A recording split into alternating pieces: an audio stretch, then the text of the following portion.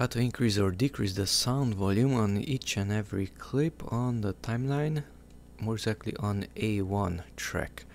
So to do that, go to Fairlight tab. It also has a music symbol, and go to the mixer, open it up, and A1. So that's the first audio track, and here's the slider. Increase the sound volume, decrease the sound volume of each and every clip which is on A1, and double click on that one to reset it back. So if I increase it like so on audio 1, then edit, then on audio 1 on this track each and every clip is louder. Of course those peaks, those vertical lines are not taller, but the sound itself is louder. I did not touch A2, that is audio 2, so the sound volume of this one is at its original state.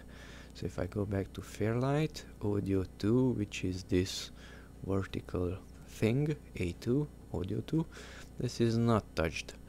I increased only on A1, audio 1. So that's how to increase the sound volume of an entire track inside Davinci 17.